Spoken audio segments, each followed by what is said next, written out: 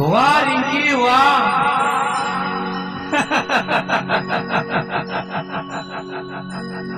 क्या कमाल है रिंकी, वाह रिंकी वाह। रिंकी आई आई रिंकी आई रिंकी आई Rinki. Mix by DJ Hemchand. Rinki आई हमारे गाँव, भोला रे फैशन बनाई के।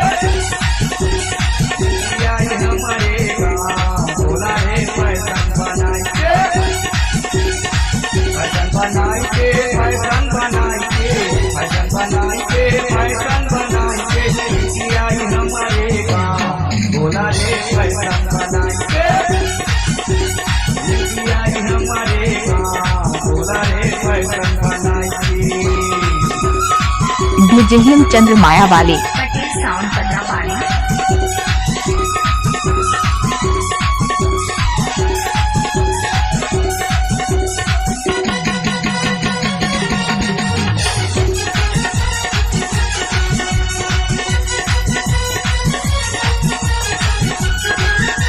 डीजे हेमचंद।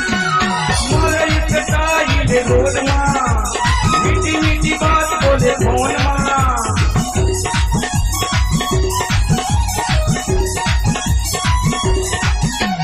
मोरे कटाई रोड माँ, मीठी मीठी बात बोले फोन माँ। रिंकी आई हमारे गाँव, भोला रे स्कूटी चलाई के। रिंकी आई हमारे गाँव, भोला रे स्कूटी चलाई के।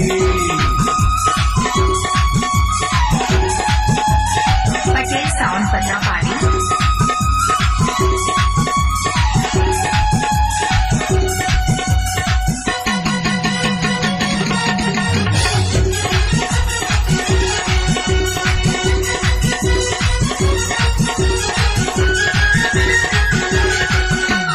उम्र हो गए हमारे 16-17, पूरा मन के हो गए भारी खतरा।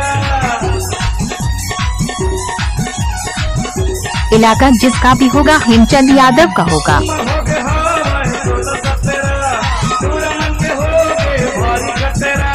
रिंकी आई हमारे गाँव, भोला रे पाउडर लगाई के। रिंकी आई हमारे गाँव, भोला रे पाउडर लगाई के।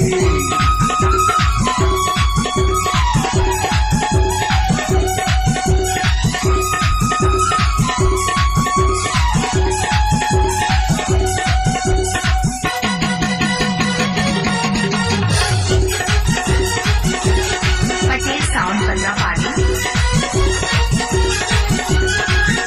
Mix by DJ Hemchand. धमक धमक डीजे बाजे, डीजे नारी नाचे।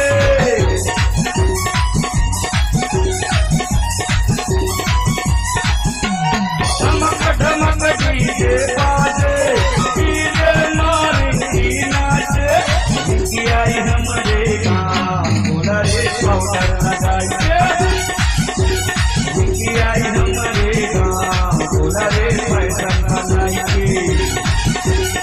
फैशन बनाई के, फैशन बनाई के, फैशन बनाई के, फैशन बनाई के। रिंकी आई हमारे गाँव, भोला रे फैशन बनाई के। रिंकी आई हमारे गाँव, भोला रे फैशन बनाई के। रिंकी आई हमारे गाँव, भोला रे फैशन बनाई के। भोला रे फैशन बनाई के। भोला रे फैशन बनाई के। भोला रे फैशन बनाई के। भोला रे फैशन